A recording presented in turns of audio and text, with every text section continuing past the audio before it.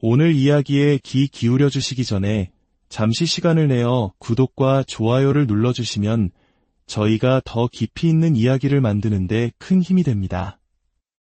여러분의 작은 관심이 세상을 바라보는 새로운 창을 여는데 도움이 될 수 있습니다. 이 채널을 통해 전달되는 지혜가 여러분의 삶에 평온을 가져다 주기를 기원합니다. 우리는 종종 법을 선과 악을 가르는 명확한 저울이라고 생각합니다. 법은 피해자를 보호하고 가해자를 처벌하는 방패이자 검의 역할을 수행해야 합니다. 하지만 만약 그 방패가 누군가를 통제하고 괴롭히는 무기로 변질된다면 어떻게 될까요? 오늘 우리는 법정 기록 속에 담긴 한 사건을 통해 인간관계의 복잡한 이면과 법의 경계가 흐려지는 순간을 들여다보고자 합니다. 이야기는 한 법정에서 시작됩니다. 제시카 글래스라는 이름의 여성이 피고인석에 서 있습니다. 그녀는 보호관찰 기간 중 특정인과 접촉하지 말라는 법원의 명령, 즉 접근금지 명령을 위반한 혐의를 받고 있습니다. 판사의 질문에 그녀는 담담하게 자신의 혐의를 인정합니다. 유죄를 인정합니까? 네, 인정합니다. 여기까지만 보면 사건은 매우 단순해 보입니다. 법을 어긴 사람이 있고 그에 따른 처벌이 내려지면 끝나는 일입니다. 변호사조차 의뢰인은 이 일로 인해 더 큰 처벌을 받을 수 있다는 점을 인지하고 있습니다. 라고 말하며 상황의 불리함을 인정하는 듯했습니다. 하지만 그는 이어서 법정에 예상치 못한 증거물들을 제출하기 시작합니다. 그것은 전화번호부만큼이나 두꺼운 서류 뭉치였습니다. 바로 피고인과 피해자 사이에 오고 간 수많은 편지와 문자 메시지들이었습니다. 변호인은 말합니다. 존경하는 재판장님, 접근금지 명령은 본래 그를 원치 않는 연락과 괴롭힘으로부터 보호하기 위한 방패가 되어야 합니다. 그것이 이 법의 목적이며 이는 타당하고 적절합니다. 하지만 지금 이 사건에서 그 방패는 상대를 옥죄고 조종하는 칼로 사용되고 있습니다. 변호인은 제시카가 받았다는 편지 한 통을 읽기 시작했습니다. 그 편지는 피해자라고 주장하는 남성에게서 온 것이었습니다. 내가 내 질문에 단 하나도 답하지 않아서 내가 그토록 끔찍한 말들을 너에게 썼던 거야. 또 다른 편지에는 이렇게 적혀 있었습니다. 제시카, 내가 영원히 간직하도록 이걸 편지로 남겨야겠어. 넌 내 문자에 답장도 안 하고 읽지도 않지. 상황은 점점 더 기묘해집니다. 접근금지 명령을 통해 보호받아야 할 피해자가 오히려 상대방에게 끊임없이 연락을 시도하며 답장을 요구하고 있었던 것입니다. 심지어 재판 전날에는 이런 협박성 문자까지 보냈습니다. 오전 10시까지 오지 않으면 그냥 법정으로 가겠어. 이게 마지막이야. 내일 법정에서 보자고. 원래 갈 생각 없었는데 내가 내 집에 사람을 보내서 날 위협했으니 이제 선택의 여지가 없네.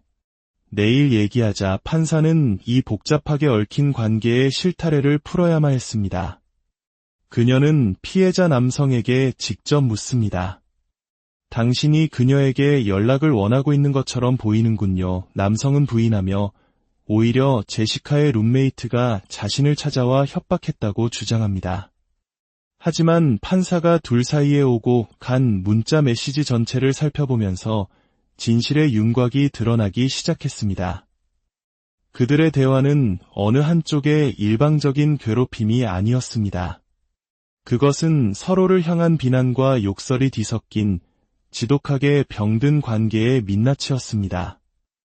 판사는 남성이 보낸 끔찍한 내용의 문자 메시지 하나를 소리내어 읽었습니다. 내가 증언을 할지 그녀에게 물어봐. 내가 무슨 수를 써서라도 널 감옥에 보낼 거야. 이 빌어먹을. 나는 내 명예를 훼손한 죄로 널 고소할 거야. 판사실에는 무거운 침묵이 흘렀습니다. 남성은 고개를 숙이며 말했습니다. 우리 둘 사이는 끔찍합니다. 너무나도 해롭고 끔찍해요. 이 모든 상황을 지켜본 판사는 마침내 피고인 제시카 글래스를 향해 입을 열었습니다.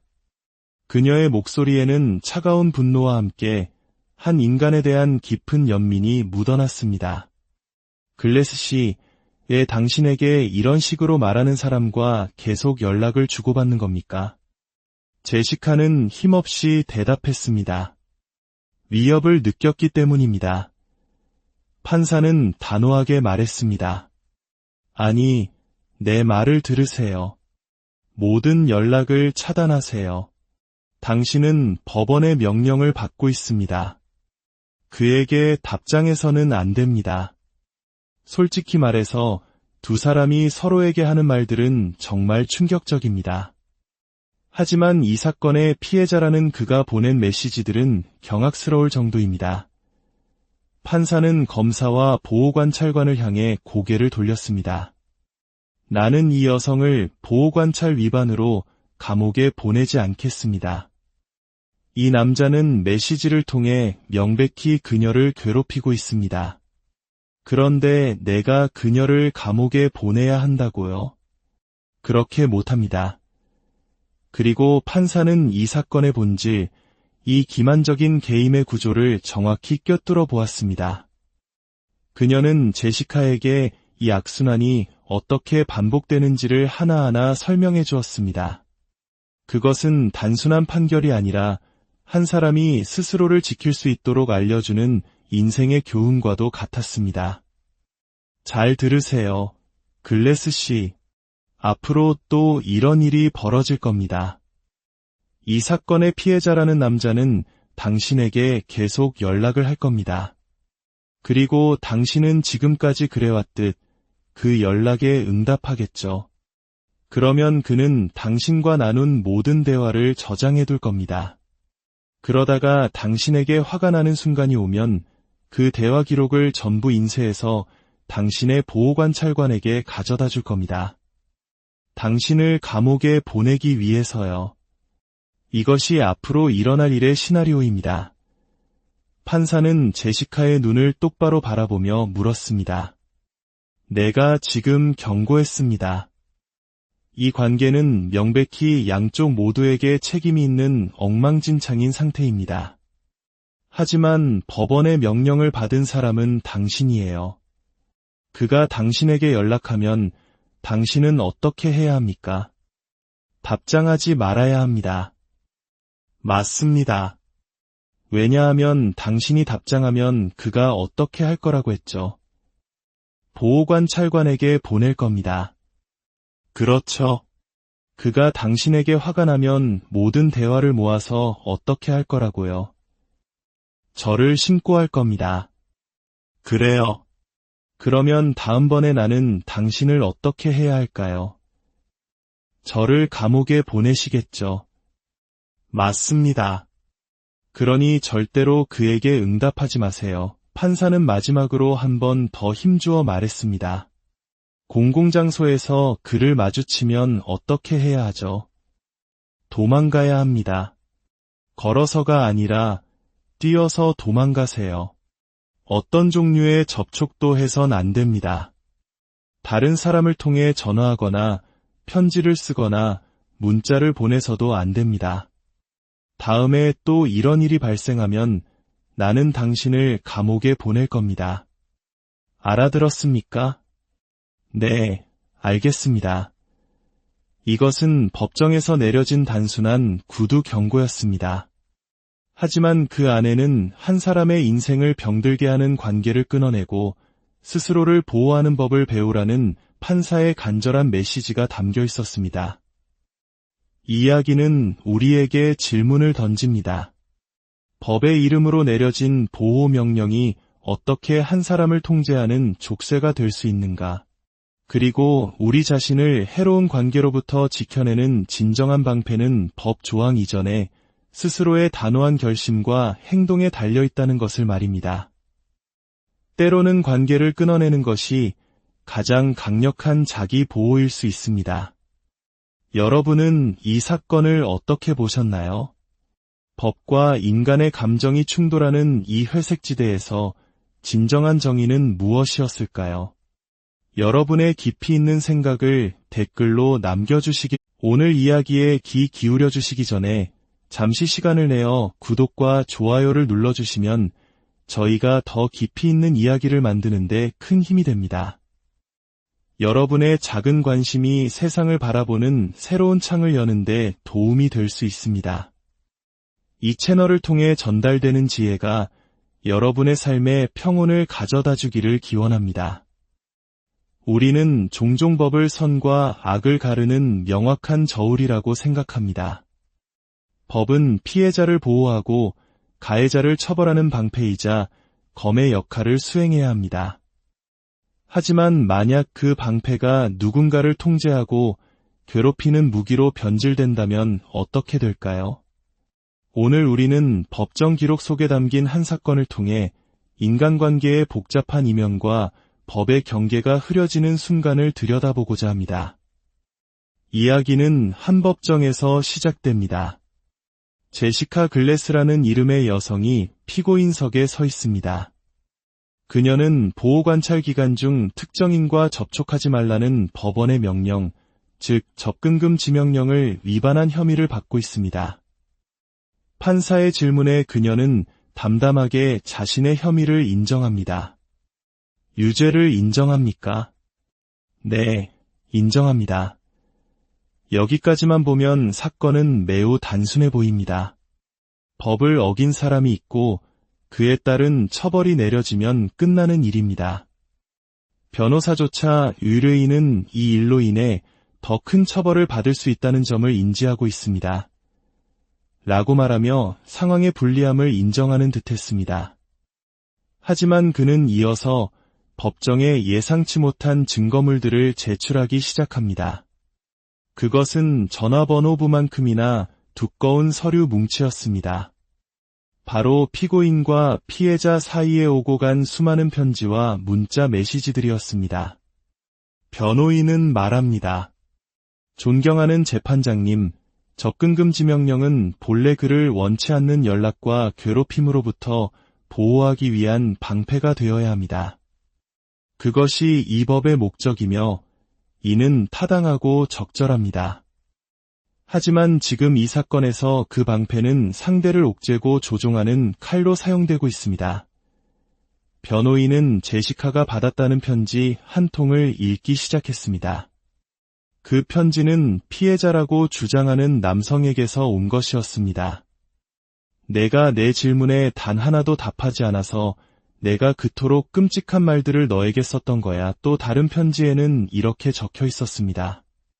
제시카, 내가 영원히 간직하도록 이걸 편지로 남겨야겠어. 넌 내 문자에 답장도 안 하고 읽지도 않지. 상황은 점점 더 기묘해집니다. 접근금 지명령을 통해 보호받아야 할 피해자가 오히려 상대방에게 끊임없이 연락을 시도하며 답장을 요구하고 있었던 것입니다. 심지어 재판 전날에는 이런 협박성 문자까지 보냈습니다. 오전 10시까지 오지 않으면 그냥 법정으로 가겠어. 이게 마지막이야. 내일 법정에서 보자고. 원래 갈 생각 없었는데 내가 내 집에 사람을 보내서 날 위협했으니 이제 선택의 여지가 없네. 내일 얘기하자. 판사는 이 복잡하게 얽힌 관계의 실타래를 풀어야만 했습니다. 그녀는 피해자 남성에게 직접 묻습니다. 당신이 그녀에게 연락을 원하고 있는 것처럼 보이는군요. 남성은 부인하며 오히려 제시카의 룸메이트가 자신을 찾아와 협박했다고 주장합니다. 하지만 판사가 둘 사이에 오고 간 문자 메시지 전체를 살펴보면서 진실의 윤곽이 드러나기 시작했습니다. 그들의 대화는 어느 한쪽의 일방적인 괴롭힘이 아니었습니다. 그것은 서로를 향한 비난과 욕설이 뒤섞인 지독하게 병든 관계의 민낯이었습니다. 판사는 남성이 보낸 끔찍한 내용의 문자 메시지 하나를 소리내어 읽었습니다. 내가 증언을 할지 그녀에게 물어봐. 내가 무슨 수를 써서라도 널 감옥에 보낼 거야. 이 빌어먹을. 나는 내 명예를 훼손한 죄로 널 고소할 거야. 판사실에는 무거운 침묵이 흘렀습니다. 남성은 고개를 숙이며 말했습니다. 우리 둘 사이는 끔찍합니다. 너무나도 해롭고 끔찍해요. 이 모든 상황을 지켜본 판사는 마침내 피고인 제시카 글래스를 향해 입을 열었습니다. 그녀의 목소리에는 차가운 분노와 함께 한 인간에 대한 깊은 연민이 묻어났습니다. 글래스 씨, 왜 당신에게 이런 식으로 말하는 사람과 계속 연락을 주고받는 겁니까? 제시카는 힘없이 대답했습니다. 위협을 느꼈기 때문입니다. 판사는 단호하게 말했습니다. 아니, 내 말을 들으세요. 모든 연락을 차단하세요. 당신은 법원의 명령을 받고 있습니다. 그에게 답장해서는 안 됩니다. 솔직히 말해서 두 사람이 서로에게 하는 말들은 정말 충격적입니다. 하지만 이 사건의 피해자라는 그가 보낸 메시지들은 경악스러울 정도입니다. 판사는 검사와 보호관찰관을 향해 고개를 돌렸습니다. 나는 이 여성을 보호관찰 위반으로 감옥에 보내지 않겠습니다. 이 남자는 메시지를 통해 명백히 그녀를 괴롭히고 있습니다. 그런데 내가 그녀를 감옥에 보내야 한다고요? 그렇게 못합니다. 그리고 판사는 이 사건의 본질, 이 기만적인 게임의 구조를 정확히 꿰뚫어 보았습니다. 그녀는 제시카에게 이 악순환이 어떻게 반복되는지를 하나하나 설명해 주었습니다. 그것은 단순한 판결이 아니라 한 사람이 스스로를 지킬 수 있도록 알려주는 인생의 교훈과도 같았습니다. 잘 들으세요. 글래스 씨. 앞으로 또 이런 일이 벌어질 겁니다. 이 사건의 피해자라는 남자는 당신에게 계속 연락을 할 겁니다. 그리고 당신은 지금까지 그래왔듯 그 연락에 응답하겠죠. 그러면 그는 당신과 나눈 모든 대화를 저장해둘 겁니다. 그러다가 당신에게 화가 나는 순간이 오면 그 대화 기록을 전부 인쇄해서 당신의 보호관찰관에게 가져다 줄 겁니다. 당신을 감옥에 보내기 위해서요. 이것이 앞으로 일어날 일의 시나리오입니다. 판사는 제시카의 눈을 똑바로 바라보며 물었습니다.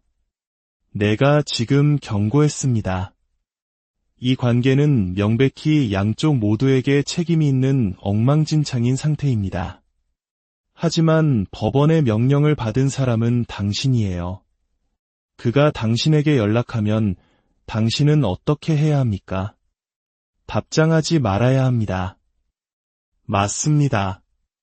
왜냐하면 당신이 답장하면 그가 어떻게 할 거라고 했죠. 보호관찰관에게 보낼 겁니다. 그렇죠. 그가 당신에게 화가 나면 모든 대화를 모아서 어떻게 할 거라고요. 저를 신고할 겁니다. 그래요. 그러면 다음번에 나는 당신을 어떻게 해야 할까요? 저를 감옥에 보내시겠죠. 맞습니다. 그러니 절대로 그에게 응답하지 마세요. 판사는 마지막으로 한 번 더 힘주어 말했습니다. 공공장소에서 그를 마주치면 어떻게 해야 하죠? 도망가야 합니다. 걸어서가 아니라 뛰어서 도망가세요. 어떤 종류의 접촉도 해선 안 됩니다. 다른 사람을 통해 전화하거나 편지를 쓰거나 문자를 보내서도 안 됩니다. 다음에 또 이런 일이 발생하면 나는 당신을 감옥에 보낼 겁니다. 알아들었습니까? 네, 알겠습니다. 이것은 법정에서 내려진 단순한 구두 경고였습니다. 하지만 그 안에는 한 사람의 인생을 병들게 하는 관계를 끊어내고 스스로를 보호하는 법을 배우라는 판사의 간절한 메시지가 담겨 있었습니다. 이 이야기는 우리에게 질문을 던집니다. 법의 이름으로 내려진 보호 명령이 어떻게 한 사람을 통제하는 족쇄가 될 수 있는가? 그리고 우리 자신을 해로운 관계로부터 지켜내는 진정한 방패는 법 조항 이전에 스스로의 단호한 결심과 행동에 달려 있다는 것을 말입니다. 때로는 관계를 끊어내는 것이 가장 강력한 자기 보호일 수 있습니다. 여러분은 이 사건을 어떻게 보셨나요? 법과 인간의 감정이 충돌하는 이 회색지대에서 진정한 정의는 무엇이었을까요? 여러분의 깊이 있는 생각을 댓글로 남겨주시기, 오늘 이야기에 귀 기울여 주시기 전에 잠시 시간을 내어 구독과 좋아요를 눌러주시면 저희가 더 깊이 있는 이야기를 만드는데 큰 힘이 됩니다. 여러분의 작은 관심이 세상을 바라보는 새로운 창을 여는데 도움이 될 수 있습니다. 이 채널을 통해 전달되는 지혜가 여러분의 삶에 평온을 가져다 주기를 기원합니다. 우리는 종종 법을 선과 악을 가르는 명확한 저울이라고 생각합니다. 법은 피해자를 보호하고 가해자를 처벌하는 방패이자 검의 역할을 수행해야 합니다. 하지만 만약 그 방패가 누군가를 통제하고 괴롭히는 무기로 변질된다면 어떻게 될까요? 오늘 우리는 법정 기록 속에 담긴 한 사건을 통해 인간관계의 복잡한 이면과 법의 경계가 흐려지는 순간을 들여다보고자 합니다. 이야기는 한 법정에서 시작됩니다. 제시카 글래스라는 이름의 여성이 피고인석에 서 있습니다. 그녀는 보호관찰 기간 중 특정인과 접촉하지 말라는 법원의 명령, 즉 접근금 지명령을 위반한 혐의를 받고 있습니다. 판사의 질문에 그녀는 담담하게 자신의 혐의를 인정합니다. 유죄를 인정합니까? 네, 인정합니다. 여기까지만 보면 사건은 매우 단순해 보입니다. 법을 어긴 사람이 있고 그에 따른 처벌이 내려지면 끝나는 일입니다. 변호사조차 의뢰인은 이 일로 인해 더 큰 처벌을 받을 수 있다는 점을 인지하고 있습니다. 라고 말하며 상황의 불리함을 인정하는 듯했습니다. 하지만 그는 이어서 법정에 예상치 못한 증거물들을 제출하기 시작합니다. 그것은 전화번호부만큼이나 두꺼운 서류 뭉치였습니다. 바로 피고인과 피해자 사이에 오고 간 수많은 편지와 문자 메시지들이었습니다. 변호인은 말합니다. 존경하는 재판장님, 접근금 지명령은 본래 그를 원치 않는 연락과 괴롭힘으로부터 보호하기 위한 방패가 되어야 합니다. 그것이 이 법의 목적이며 이는 타당하고 적절합니다. 하지만 지금 이 사건에서 그 방패는 상대를 옥죄고 조종하는 칼로 사용되고 있습니다. 변호인은 제시카가 받았다는 편지 한 통을 읽기 시작했습니다. 그 편지는 피해자라고 주장하는 남성에게서 온 것이었습니다. 내가 내 질문에 단 하나도 답하지 않아서 내가 그토록 끔찍한 말들을 너에게 썼던 거야. 또 다른 편지에는 이렇게 적혀 있었습니다. 제시카, 내가 영원히 간직하도록 이걸 편지로 남겨야겠어. 넌 내 문자에 답장도 안 하고 읽지도 않지. 상황은 점점 더 기묘해집니다. 접근금 지명령을 통해 보호받아야 할 피해자가 오히려 상대방에게 끊임없이 연락을 시도하며 답장을 요구하고 있었던 것입니다. 심지어 재판 전날에는 이런 협박성 문자까지 보냈습니다. 오전 10시까지 오지 않으면 그냥 법정으로 가겠어. 이게 마지막이야. 내일 법정에서 보자고. 원래 갈 생각 없었는데 내가 내 집에 사람을 보내서 날 위협했으니 이제 선택의 여지가 없네. 내일 얘기하자. 판사는 이 복잡하게 얽힌 관계의 실타래를 풀어야만 했습니다. 그녀는 피해자 남성에게 직접 묻습니다. 당신이 그녀에게 연락을 원하고 있는 것처럼 보이는군요. 남성은 부인하며 오히려 제시카의 룸메이트가 자신을 찾아와 협박했다고 주장합니다.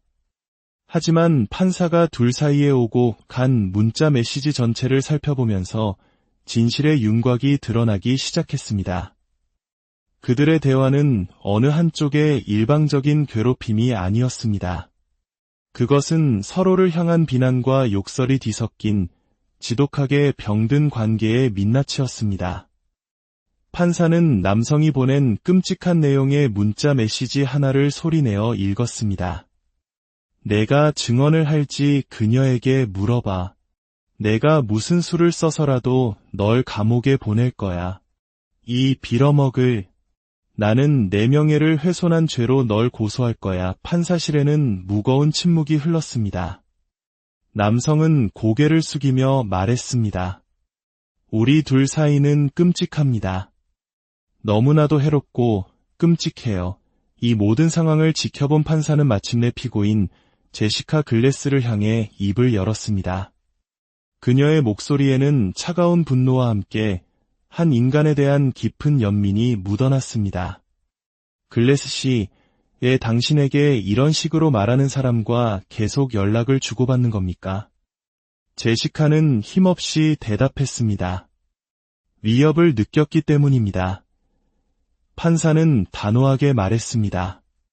아니, 내 말을 들으세요. 모든 연락을 차단하세요.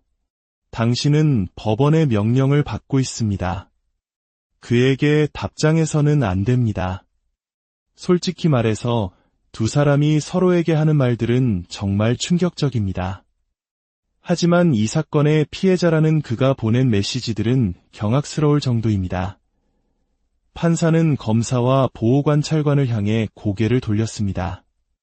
나는 이 여성을 보호관찰 위반으로 감옥에 보내지 않겠습니다. 이 남자는 메시지를 통해 명백히 그녀를 괴롭히고 있습니다. 그런데 내가 그녀를 감옥에 보내야 한다고요? 그렇게 못합니다.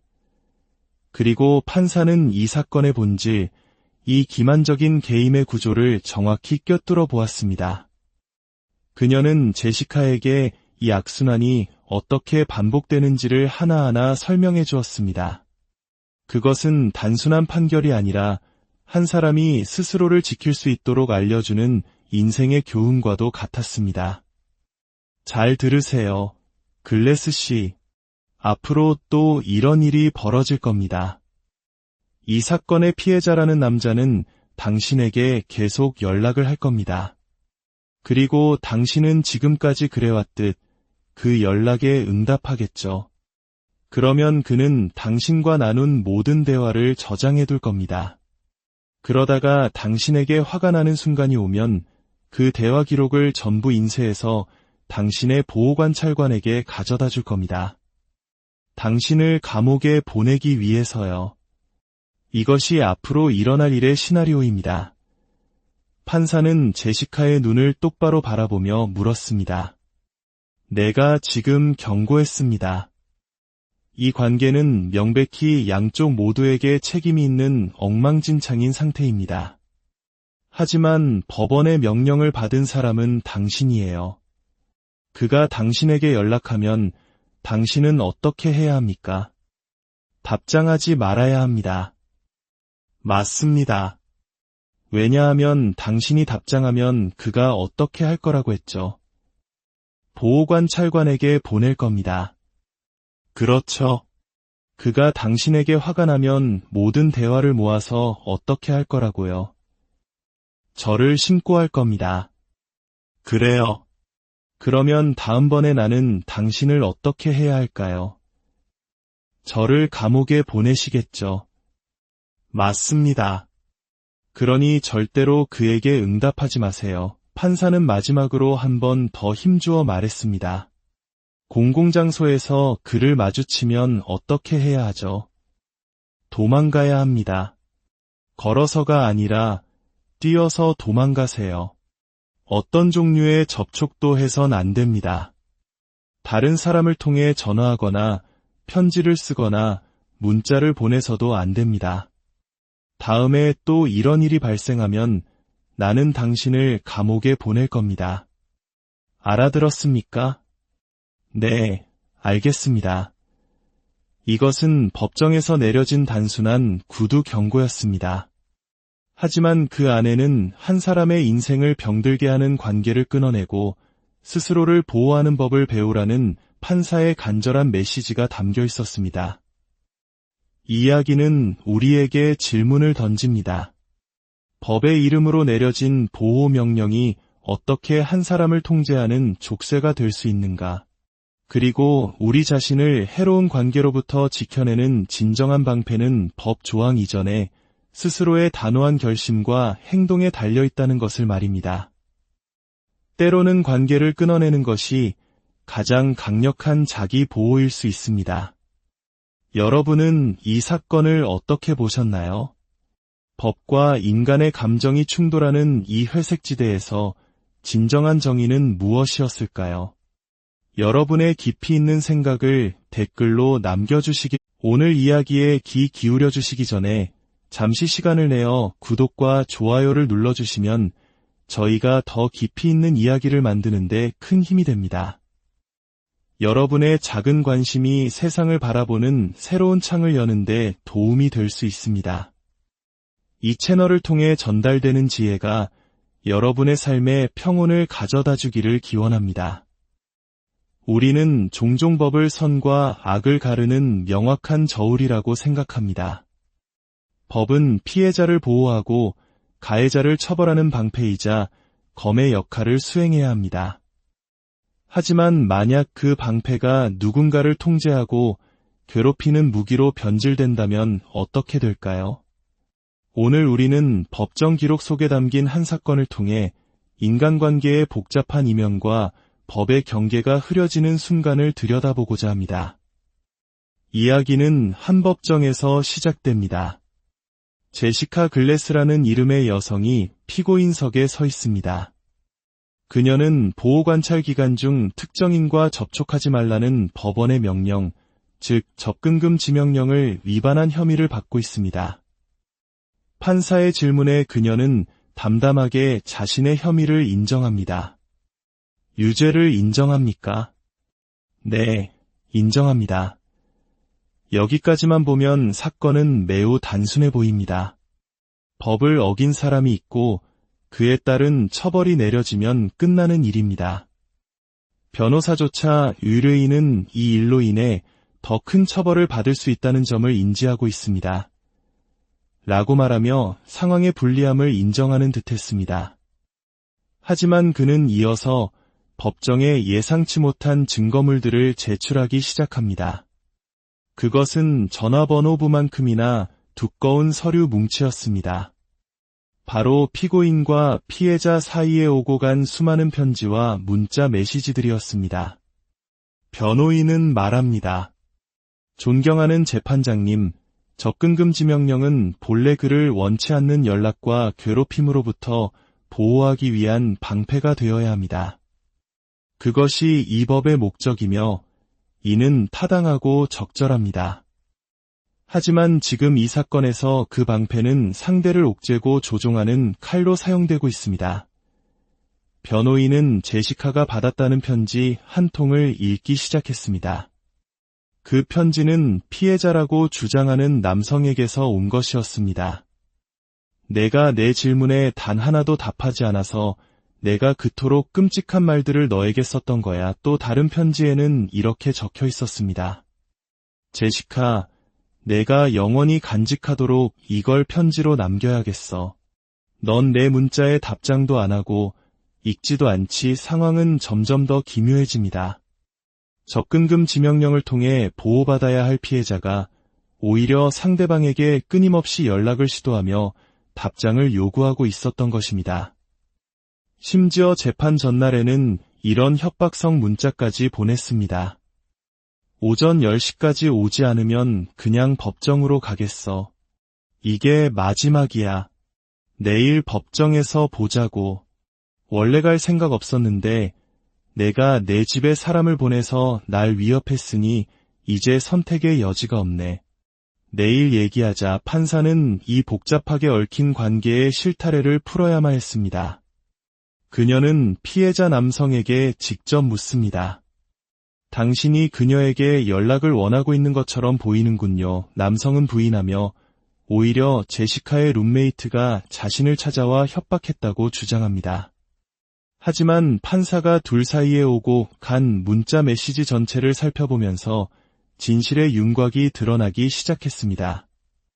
그들의 대화는 어느 한쪽의 일방적인 괴롭힘이 아니었습니다. 그것은 서로를 향한 비난과 욕설이 뒤섞인 지독하게 병든 관계의 민낯이었습니다. 판사는 남성이 보낸 끔찍한 내용의 문자 메시지 하나를 소리내어 읽었습니다. 내가 증언을 할지 그녀에게 물어봐.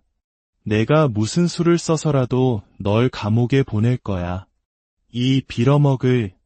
나는 내 명예를 훼손한 죄로 널 고소할 거야. 판사실에는 무거운 침묵이 흘렀습니다. 남성은 고개를 숙이며 말했습니다. 우리 둘 사이는 끔찍합니다. 너무나도 해롭고 끔찍해요. 이 모든 상황을 지켜본 판사는 마침내 피고인 제시카 글래스를 향해 입을 열었습니다. 그녀의 목소리에는 차가운 분노와 함께 한 인간에 대한 깊은 연민이 묻어났습니다. 글래스 씨, 왜 당신에게 이런 식으로 말하는 사람과 계속 연락을 주고받는 겁니까?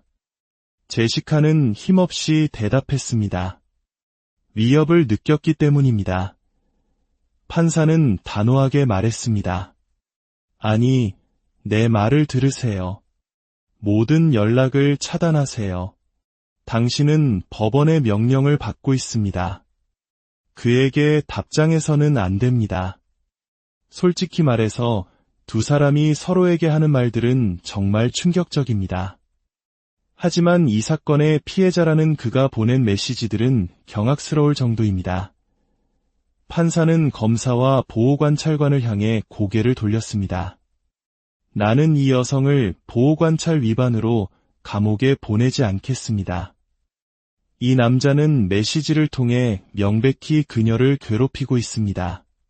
그런데 내가 그녀를 감옥에 보내야 한다고요? 그렇게 못합니다. 그리고 판사는 이 사건의 본질, 이 기만적인 게임의 구조를 정확히 꿰뚫어 보았습니다. 그녀는 제시카에게 이 악순환이 어떻게 반복되는지를 하나하나 설명해 주었습니다. 그것은 단순한 판결이 아니라 한 사람이 스스로를 지킬 수 있도록 알려주는 인생의 교훈과도 같았습니다. 잘 들으세요. 글래스 씨.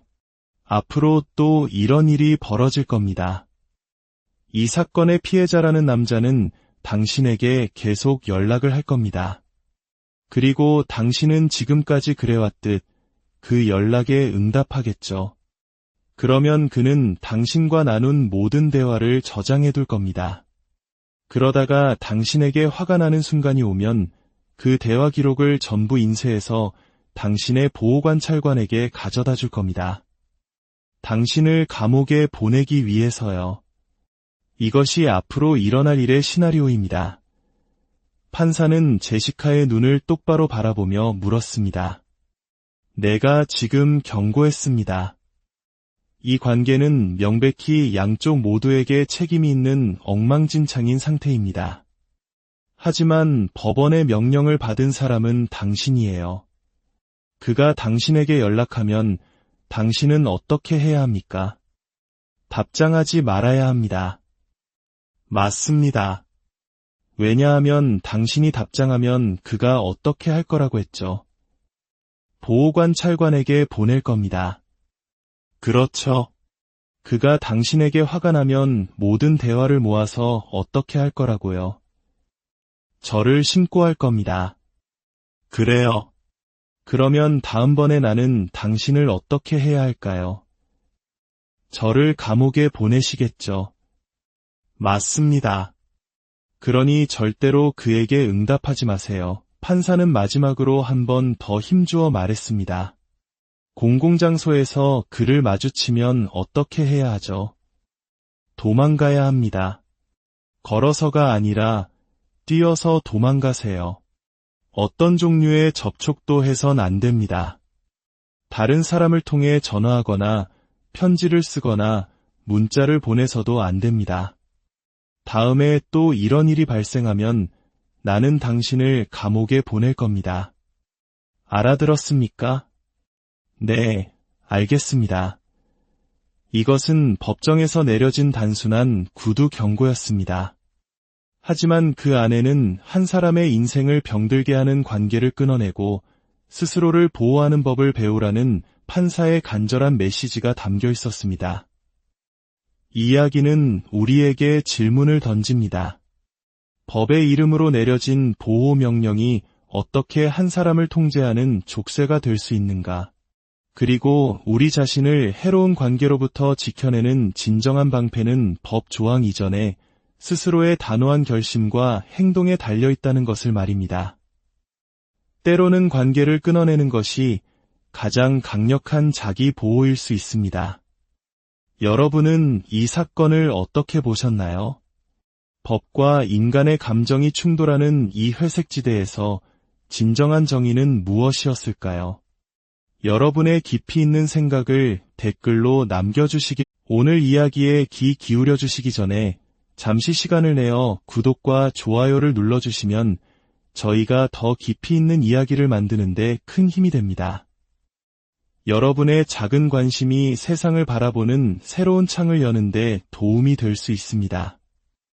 이 채널을 통해 전달되는 지혜가 여러분의 삶에 평온을 가져다 주기를 기원합니다. 우리는 종종 법을 선과 악을 가르는 명확한 저울이라고 생각합니다. 법은 피해자를 보호하고 가해자를 처벌하는 방패이자 검의 역할을 수행해야 합니다.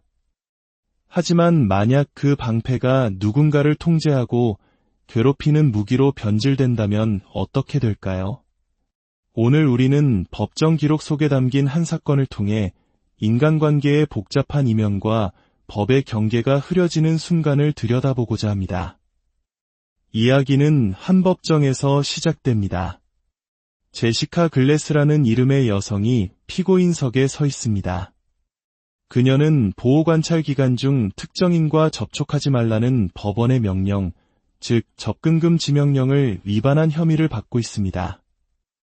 판사의 질문에 그녀는 담담하게 자신의 혐의를 인정합니다. 유죄를 인정합니까? 네, 인정합니다. 여기까지만 보면 사건은 매우 단순해 보입니다. 법을 어긴 사람이 있고 그에 따른 처벌이 내려지면 끝나는 일입니다. 변호사조차 의뢰인은 이 일로 인해 더 큰 처벌을 받을 수 있다는 점을 인지하고 있습니다. 라고 말하며 상황의 불리함을 인정하는 듯했습니다. 하지만 그는 이어서 법정에 예상치 못한 증거물들을 제출하기 시작합니다. 그것은 전화번호부만큼이나 두꺼운 서류 뭉치였습니다. 바로 피고인과 피해자 사이에 오고 간 수많은 편지와 문자 메시지들이었습니다. 변호인은 말합니다. 존경하는 재판장님, 접근금 지명령은 본래 그를 원치 않는 연락과 괴롭힘으로부터 보호하기 위한 방패가 되어야 합니다. 그것이 이 법의 목적이며 이는 타당하고 적절합니다.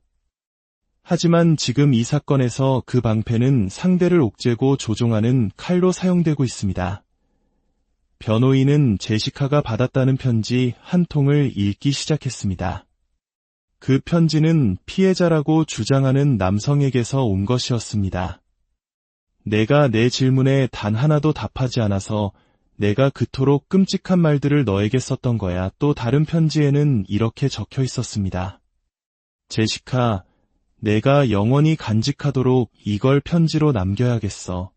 넌 내 문자에 답장도 안 하고 읽지도 않지. 상황은 점점 더 기묘해집니다.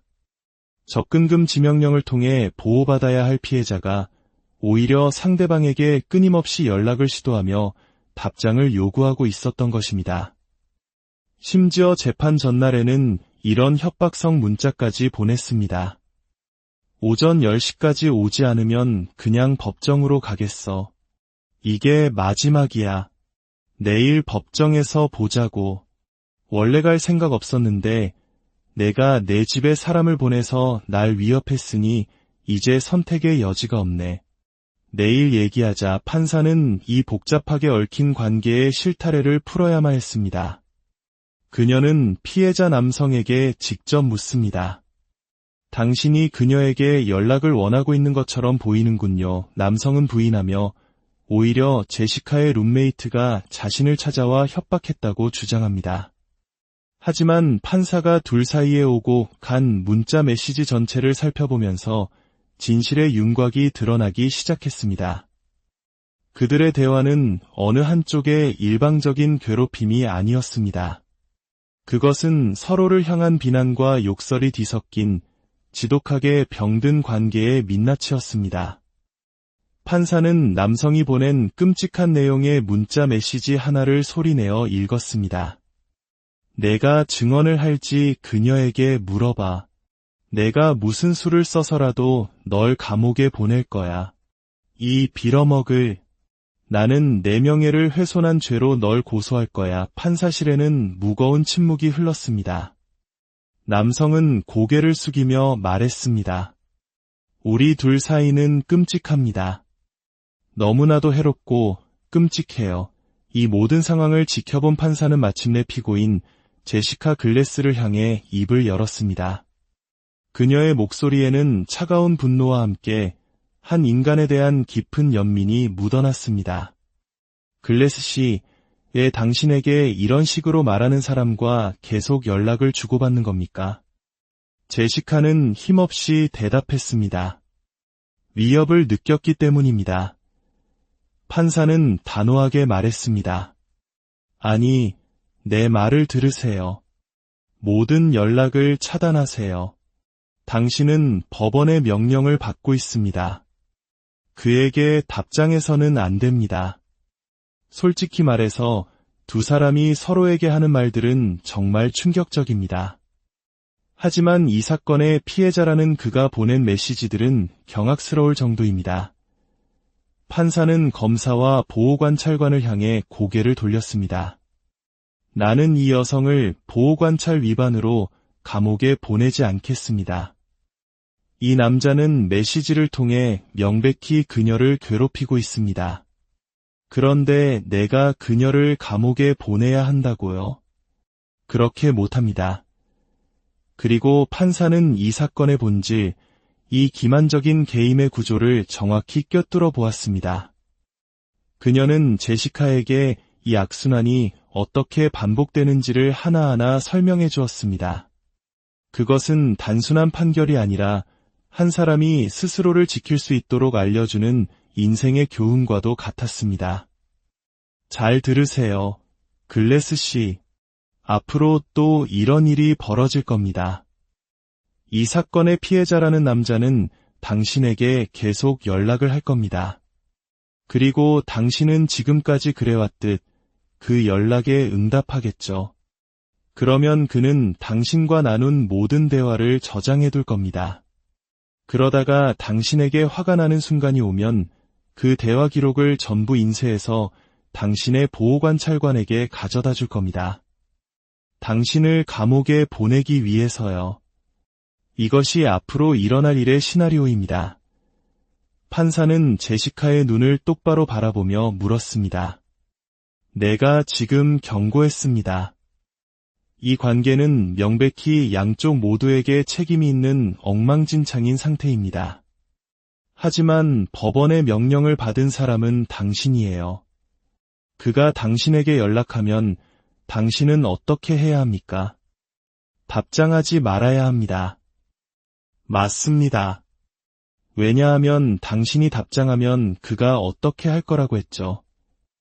보호관찰관에게 보낼 겁니다. 그렇죠. 그가 당신에게 화가 나면 모든 대화를 모아서 어떻게 할 거라고요? 저를 신고할 겁니다. 그래요. 그러면 다음번에 나는 당신을 어떻게 해야 할까요? 저를 감옥에 보내시겠죠. 맞습니다. 그러니 절대로 그에게 응답하지 마세요. 판사는 마지막으로 한 번 더 힘주어 말했습니다. 공공장소에서 그를 마주치면 어떻게 해야 하죠? 도망가야 합니다. 걸어서가 아니라 뛰어서 도망가세요. 어떤 종류의 접촉도 해선 안 됩니다.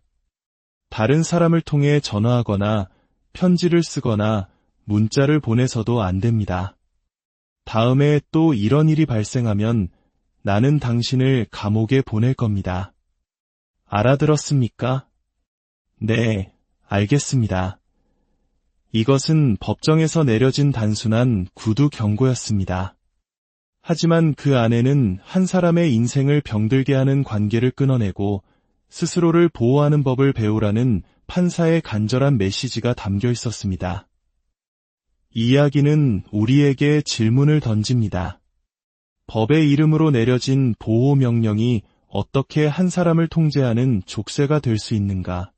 그리고 우리 자신을 해로운 관계로부터 지켜내는 진정한 방패는 법 조항 이전에 스스로의 단호한 결심과 행동에 달려 있다는 것을 말입니다. 때로는 관계를 끊어내는 것이 가장 강력한 자기 보호일 수 있습니다. 여러분은 이 사건을 어떻게 보셨나요? 법과 인간의 감정이 충돌하는 이 회색지대에서 진정한 정의는 무엇이었을까요? 여러분의 깊이 있는 생각을 댓글로 남겨주시기, 오늘 이야기에 귀 기울여 주시기 전에 잠시 시간을 내어 구독과 좋아요를 눌러주시면 저희가 더 깊이 있는 이야기를 만드는데 큰 힘이 됩니다. 여러분의 작은 관심이 세상을 바라보는 새로운 창을 여는데 도움이 될 수 있습니다. 이 채널을 통해 전달되는 지혜가 여러분의 삶에 평온을 가져다 주기를 기원합니다. 우리는 종종 법을 선과 악을 가르는 명확한 저울이라고 생각합니다. 법은 피해자를 보호하고 가해자를 처벌하는 방패이자 검의 역할을 수행해야 합니다. 하지만 만약 그 방패가 누군가를 통제하고 괴롭히는 무기로 변질된다면 어떻게 될까요? 오늘 우리는 법정 기록 속에 담긴 한 사건을 통해 인간관계의 복잡한 이면과 법의 경계가 흐려지는 순간을 들여다보고자 합니다. 이야기는 한 법정에서 시작됩니다. 제시카 글래스라는 이름의 여성이 피고인석에 서 있습니다. 그녀는 보호관찰 기간 중 특정인과 접촉하지 말라는 법원의 명령, 즉 접근금지 명령을 위반한 혐의를 받고 있습니다. 판사의 질문에 그녀는 담담하게 자신의 혐의를 인정합니다. 유죄를 인정합니까? 네, 인정합니다. 여기까지만 보면 사건은 매우 단순해 보입니다. 법을 어긴 사람이 있고 그에 따른 처벌이 내려지면 끝나는 일입니다. 변호사조차 의뢰인은 이 일로 인해 더 큰 처벌을 받을 수 있다는 점을 인지하고 있습니다. 라고 말하며 상황의 불리함을 인정하는 듯했습니다. 하지만 그는 이어서 법정에 예상치 못한 증거물들을 제출하기 시작합니다. 그것은 전화번호부만큼이나 두꺼운 서류 뭉치였습니다. 바로 피고인과 피해자 사이에 오고 간 수많은 편지와 문자 메시지들이었습니다. 변호인은 말합니다. 존경하는 재판장님, 접근금지 명령은 본래 그를 원치 않는 연락과 괴롭힘으로부터 보호하기 위한 방패가 되어야 합니다. 그것이 이 법의 목적이며 이는 타당하고 적절합니다. 하지만 지금 이 사건에서 그 방패는 상대를 옥죄고 조종하는 칼로 사용되고 있습니다. 변호인은 제시카가 받았다는 편지 한 통을 읽기 시작했습니다.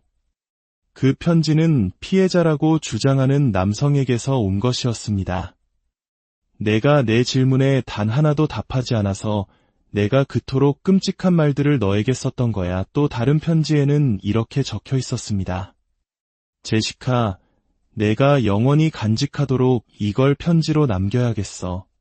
넌 내 문자에 답장도 안 하고 읽지도 않지. 상황은 점점 더 기묘해집니다. 접근금지 명령을 통해 보호받아야 할 피해자가 오히려 상대방에게 끊임없이 연락을 시도하며 답장을 요구하고 있었던 것입니다. 심지어 재판 전날에는 이런 협박성 문자까지 보냈습니다. 오전 10시까지 오지 않으면 그냥 법정으로 가겠어.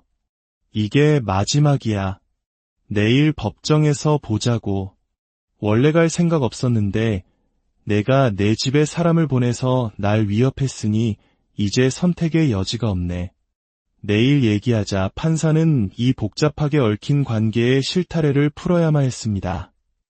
그녀는 피해자 남성에게 직접 묻습니다. 당신이 그녀에게 연락을 원하고 있는 것처럼 보이는군요. 남성은 부인하며 오히려 제시카의 룸메이트가 자신을 찾아와 협박했다고 주장합니다. 하지만 판사가 둘 사이에 오고 간 문자 메시지 전체를 살펴보면서 진실의 윤곽이 드러나기 시작했습니다. 그들의 대화는 어느 한쪽의 일방적인 괴롭힘이 아니었습니다. 그것은 서로를 향한 비난과 욕설이 뒤섞인 지독하게 병든 관계의 민낯이었습니다. 판사는 남성이 보낸 끔찍한 내용의 문자 메시지 하나를 소리내어 읽었습니다. 내가 증언을 할지 그녀에게 물어봐. 내가 무슨 수를 써서라도 널 감옥에 보낼 거야. 이 빌어먹을. 나는 내 명예를 훼손한 죄로 널 고소할 거야. 판사실에는 무거운 침묵이 흘렀습니다. 남성은 고개를 숙이며 말했습니다. 우리 둘 사이는 끔찍합니다. 너무나도 해롭고 끔찍해요. 이 모든 상황을 지켜본 판사는 마침내 피고인 제시카 글래스를 향해 입을 열었습니다.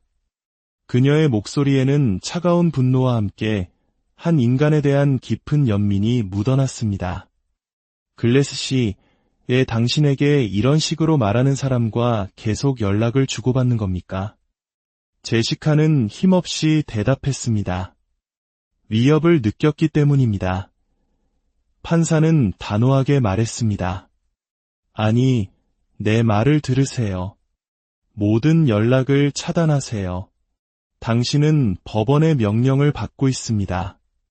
그에게 답장해서는 안 됩니다. 솔직히 말해서 두 사람이 서로에게 하는 말들은 정말 충격적입니다. 하지만 이 사건의 피해자라는 그가 보낸 메시지들은 경악스러울 정도입니다. 판사는 검사와 보호관찰관을 향해 고개를 돌렸습니다. 나는 이 여성을 보호관찰 위반으로 감옥에 보내지 않겠습니다.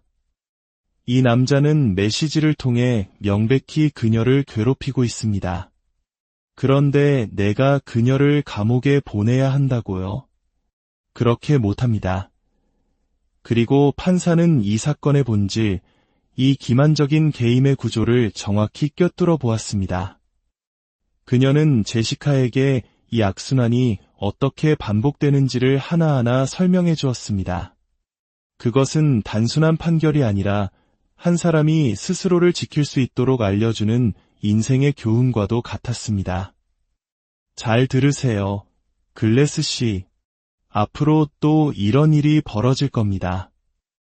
이 사건의 피해자라는 남자는 당신에게 계속 연락을 할 겁니다. 그리고 당신은 지금까지 그래왔듯 그 연락에 응답하겠죠. 그러면 그는 당신과 나눈 모든 대화를 저장해둘 겁니다. 그러다가 당신에게 화가 나는 순간이 오면 그 대화 기록을 전부 인쇄해서 당신의 보호관찰관에게 가져다 줄 겁니다. 당신을 감옥에 보내기 위해서요. 이것이 앞으로 일어날 일의 시나리오입니다. 판사는 제시카의 눈을 똑바로 바라보며 물었습니다. 내가 지금 경고했습니다. 이 관계는 명백히 양쪽 모두에게 책임이 있는 엉망진창인 상태입니다. 하지만 법원의 명령을 받은 사람은 당신이에요. 그가 당신에게 연락하면 당신은 어떻게 해야 합니까? 답장하지 말아야 합니다. 맞습니다. 왜냐하면 당신이 답장하면 그가 어떻게 할 거라고 했죠. 보호관찰관에게 보낼 겁니다. 그렇죠. 그가 당신에게 화가 나면 모든 대화를 모아서 어떻게 할 거라고요. 저를 신고할 겁니다. 그래요. 그러면 다음번에 나는 당신을 어떻게 해야 할까요? 저를 감옥에 보내시겠죠. 맞습니다. 그러니 절대로 그에게 응답하지 마세요. 판사는 마지막으로 한 번 더 힘주어 말했습니다. 공공장소에서 그를 마주치면 어떻게 해야 하죠? 도망가야 합니다. 걸어서가 아니라 뛰어서 도망가세요. 어떤 종류의 접촉도 해선 안 됩니다. 다른 사람을 통해 전화하거나 편지를 쓰거나 문자를 보내서도 안 됩니다. 다음에 또 이런 일이 발생하면 나는 당신을 감옥에 보낼 겁니다. 알아들었습니까? 네, 알겠습니다. 이것은 법정에서 내려진 단순한 구두 경고였습니다. 하지만 그 안에는 한 사람의 인생을 병들게 하는 관계를 끊어내고 스스로를 보호하는 법을 배우라는